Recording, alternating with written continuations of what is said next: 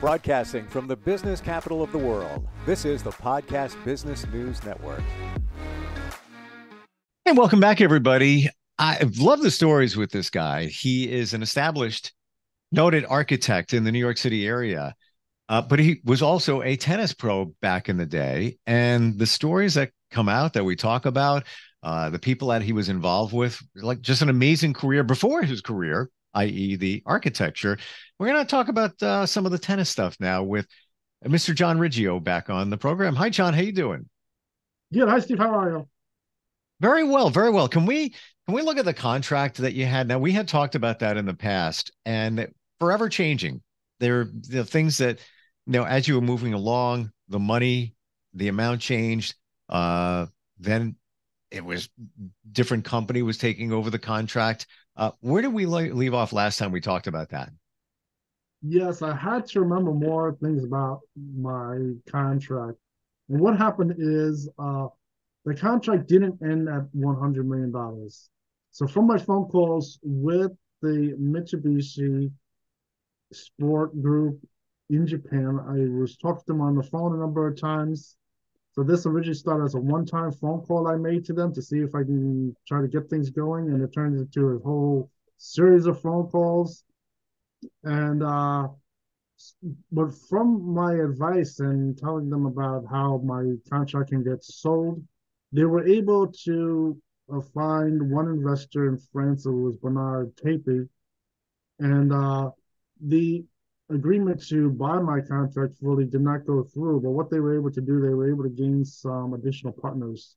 Bernard Tapie, I think, he did contribute some money, and then there was also another sport goods brand.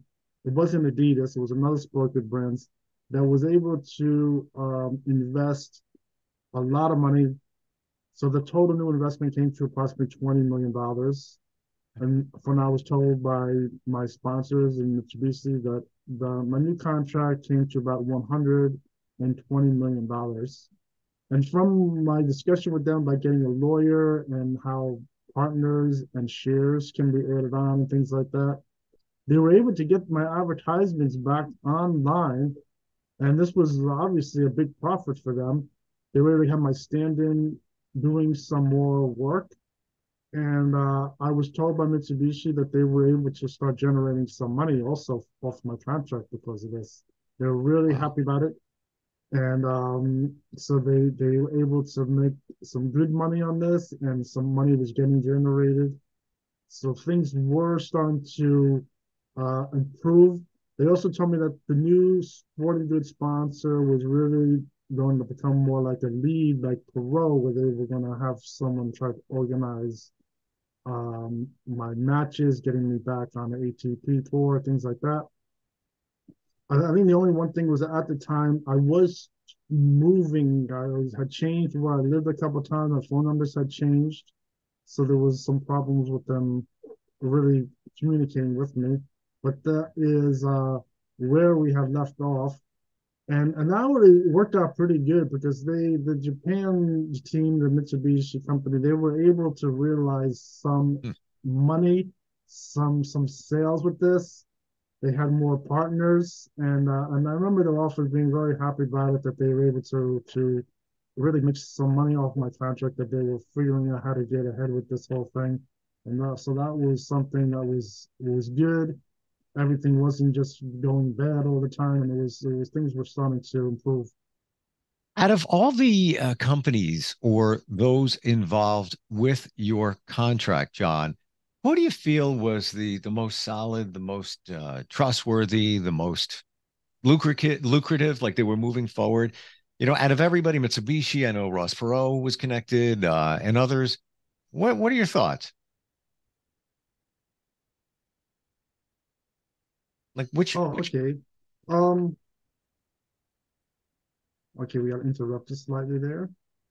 Yeah, you're a little Hello, can you glitchy hear here me? too. I'm experiencing what you're experiencing. I see it. Yeah. Okay. Yeah, I think there were the different groups were good. I think this new chapter with the partners, was something brand new. It was a little bit different. Before we had one main contract, and then there were some shareholders in addition to the main contract.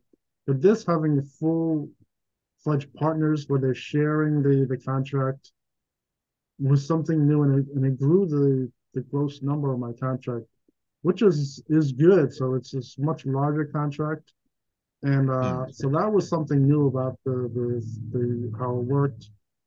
I think going back, of course, to my contract was really to the very beginning with Patrick Mulrooney in the sports shop. Really got that really going, and that was from years of experience, successful experience, and knowing how to really work the whole thing with the sponsors and all the different things with the brands, materials, as far as clothes, tennis rackets, things like that.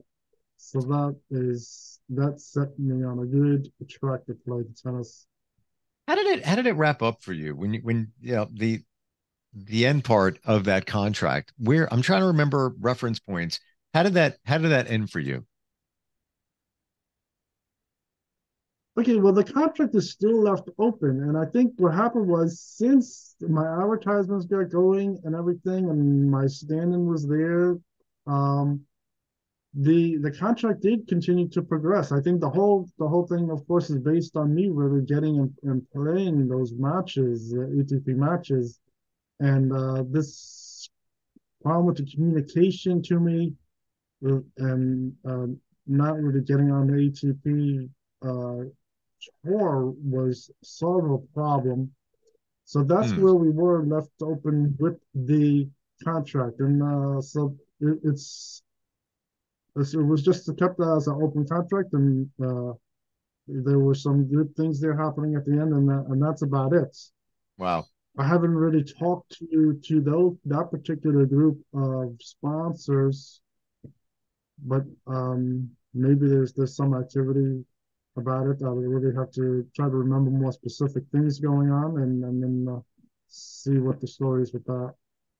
How about some other things from that time that you could share with us?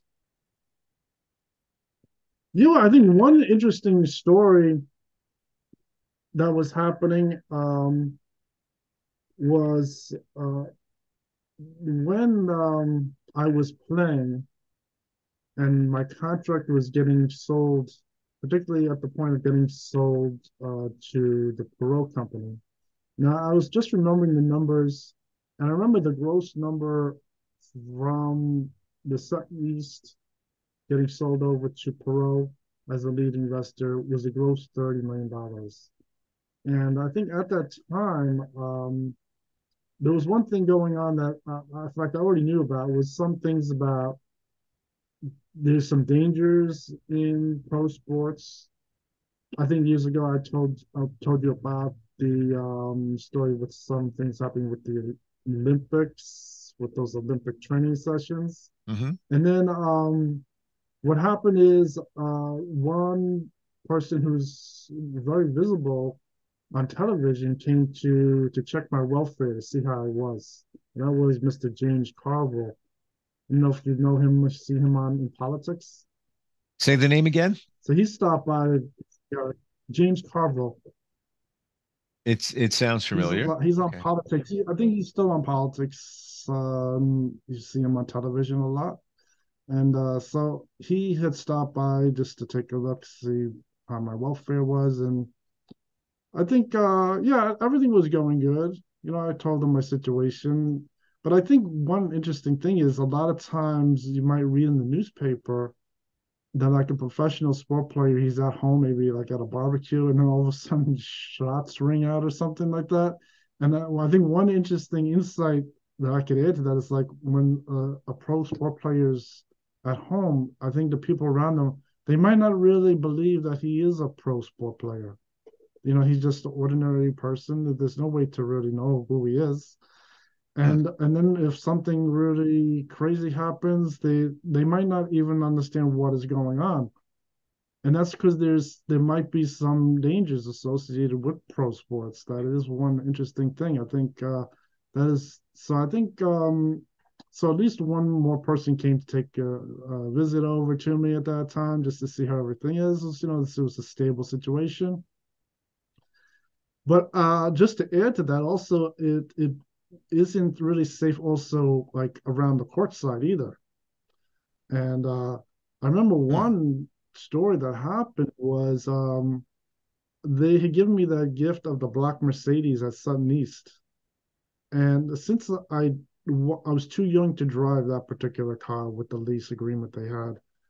And but what they did was my sponsors had someone dress up like me with tennis sweats and a tennis cap, a white sweats, white cap, and they had him get in the car and drive around in New York City. And in fact, something did happen. In fact, because the lease company was saying that that car, for some reason, I don't know, people might have jealousy, jealous outrage. I don't know what the problem is, Hmm. but there was a chance that someone could try to shoot the car. Someone could really try to shoot the car.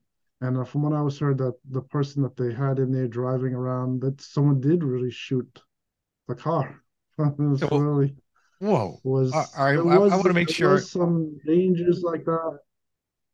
I think that was a very extreme situation compared to very open situation that took place compared to other things that could happen around the court side that are could be dangerous, things like that.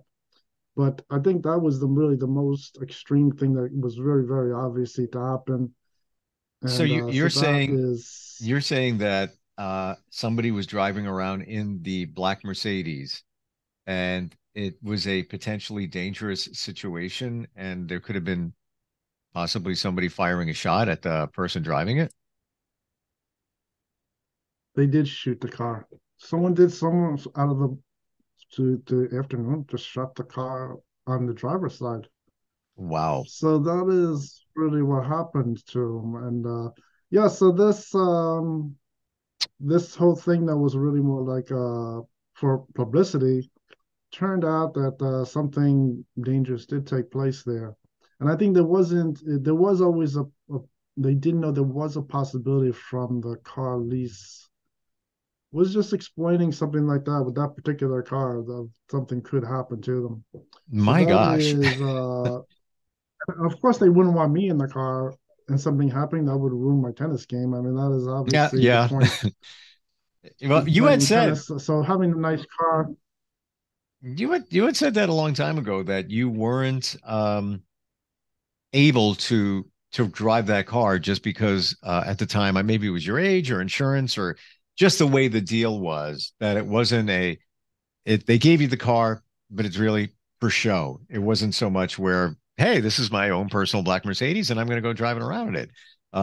So maybe that was a good thing based on what you're saying here about the the potential for a dangerous situation. Maybe it was a good thing yes, after that's all that you weren't correct. driving it. Wow. Wow. Yeah. Any other thoughts that you could share, things that you Oh encountered yeah, I at have that all time? kinds of very interesting things.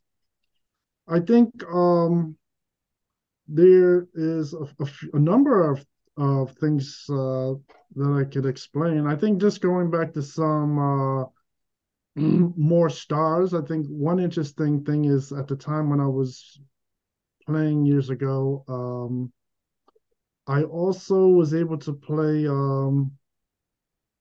Dean Martin's son. You know the famous actor Dean Martin from Sure. like the previous Yeah, generation. from the Rat Pack. Sure. His his his son was a pilot in the Air Force. He was in the Air Force. And in fact, but he also played some tennis. So I was able to play him in the national tournament. Wow. And Didn't even know. yeah, that is another star that had a great tennis ability. He really liked playing tennis, and I Hmm. won the match. But of course, he was always happy to play tennis, and that was good. And I think that was at the time when I was discussing Dorothy Hamill. And I think Dorothy Hamill and him they ended up getting married, according to the wiki on the internet, which is very interesting. Wow. And I know And that so that was very good. you had mentioned her in the past. That you were connected with her through, if I want to remember correctly here, connected with her through her, I think it was her girlfriend or your girlfriend. That's it. Yes, through my girlfriend, a Was that friend, was that yes, Delilah? I'm trying with to the remember ice if that was skating. her. Yes, with the ice skating. Yes, correct. That's her thing. Wow. Wow. So yes, they were friends, and then I did play him also in that national tournament, so that was very good. And Mm. I think also one interesting thing about the thing with the entertainers, and I was saying some sport players they take acting themselves and things like that. It's like I didn't really get into any acting or performing, but one thing I did do was when I was in college, I was involved with some things with photography, news photography, and some reporting for arts and entertainment. So I did get some experience doing that, Mm. and it just every once in a while I do get into some taking some pictures, maybe some entertainment pictures every once in a while. Not like paparazzi, but that is just one thing, one factor I got involved. But I didn't really get involved with acting, any entertainment acting, things like that. Wow. I forget about all that can come with a sports figure, that you have all these other opportunities that crop up. I guess you take a look at it now. Look at football commentators. They're former football players, most of them, many of them. So there's all different opportunities there and sponsorships and things like that. Just amazing. And at where are we now in terms of like the timeline and your age? How old were you around this time? Well, I think some of the stories, when I say national tournament, was really, I was young, I was 18 years old. But the latest part of that contract was really way later, it was all the way when I was 28 years old. It Wow. was many years later from that point. And I think one thing about these numbers with the contract was very interesting to add on is that the contract numbers I'm talking about are really like the gross numbers just for the sponsor. But when I was playing some tennis, I used to talk to some people around the tennis courts, and they were telling me that my contract, as far as people looking at a player's value, was really 10 times the value.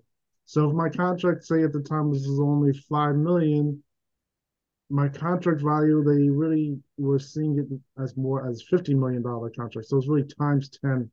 So Wow. that was really something very interesting. So I think at the end number, if you were to take 120 million and times 10, you're talking about a number that's so large it's probably unbelievable. That is one interesting thing about the tennis contract.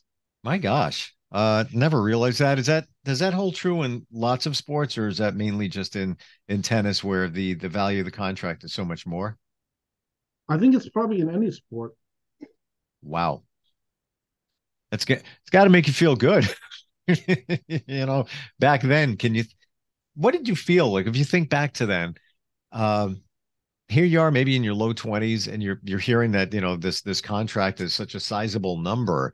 Uh, did you feel like this is just like a dream coming true here, that this is all happening to me right now? Yeah, I thought it was really good. And I think my contract was so large. That's why I was with a lot of people who were big entertainers and who were really like singers, musicians type entertainers, but they have really large contracts. And my contract in sports, like I was saying, really was the number one at the time.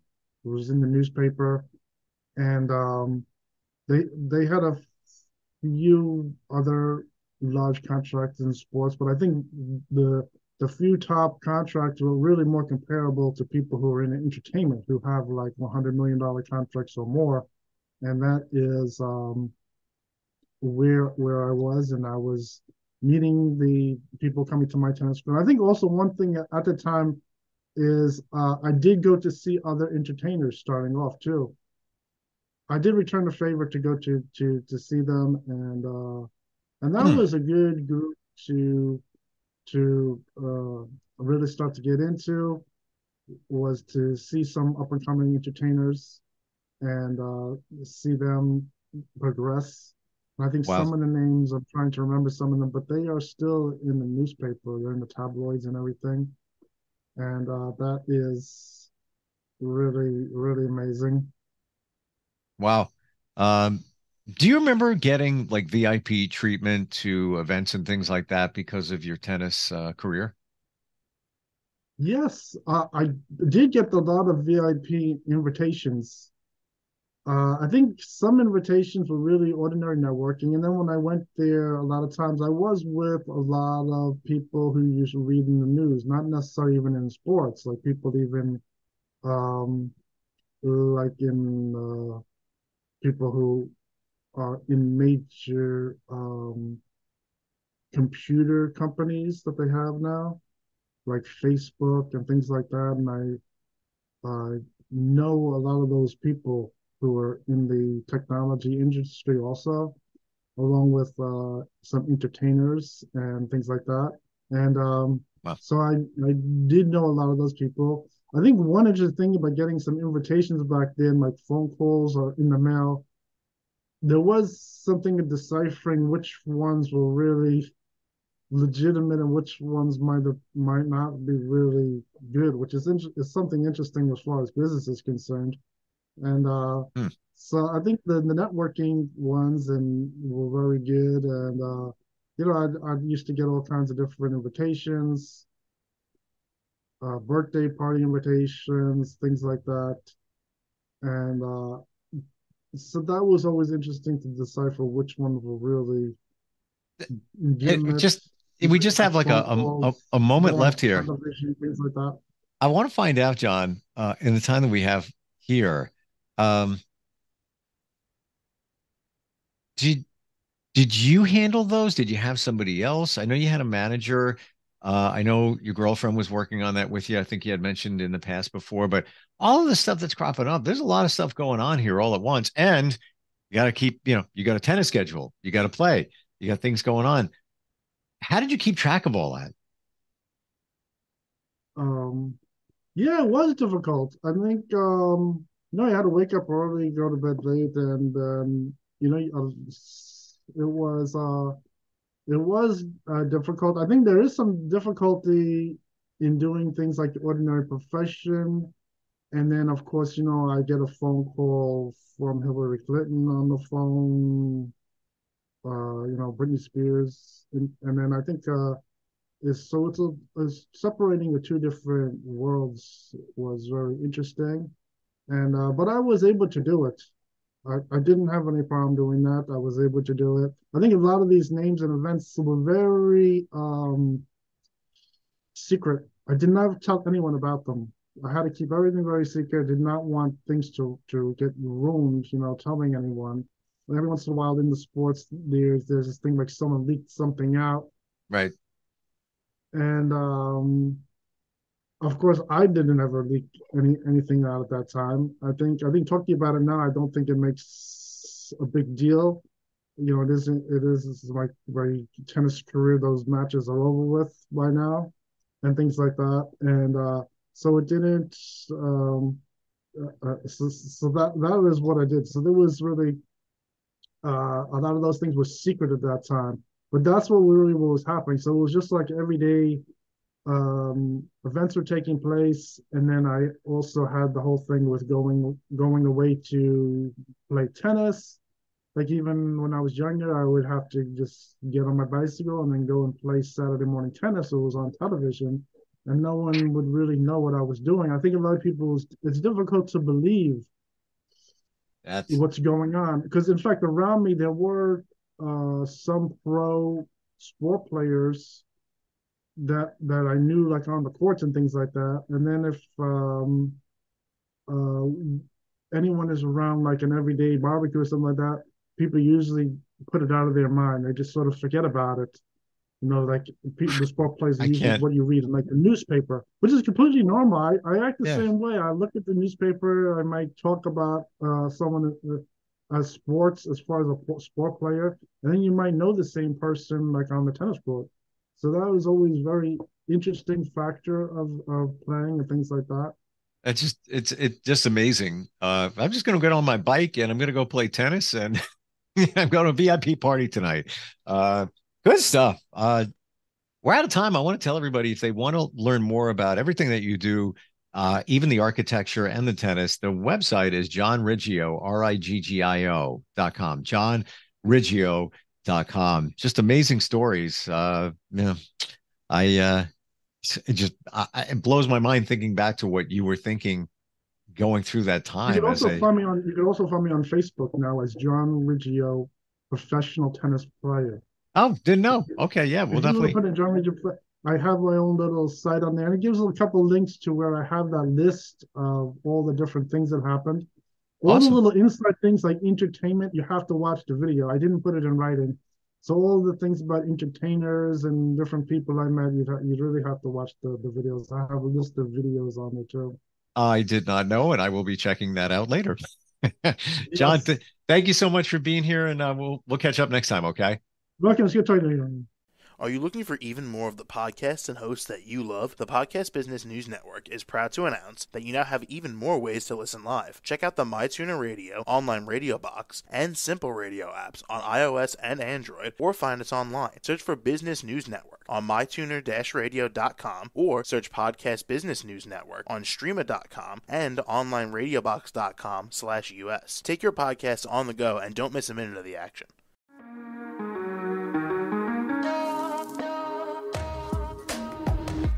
Broadcasting from the business capital of the world, this is the Podcast Business News Network. For nearly 2,000 severely injured veterans, everyday life has become filled with barriers. Day-to-day simple tasks can become pretty daunting. I have to carry my chair up 2 flights of steps or have somebody do it for me. What scares me the most is just the falling. When I'm struggling with my house, I think, to have that one great barrier just knocked down, it's crucial. Home for Our Troops is a wonderful nonprofit that builds a mortgage-free, fully adaptive, handicap-accessible house. And there's no catch. It'll be our very first home that we've ever owned. This is a game changer. This is where your life begins again. We need you to join us in completing this important mission. Please visit hfotusa.org and help build homes and rebuild lives. Because of you, everything's going to be okay.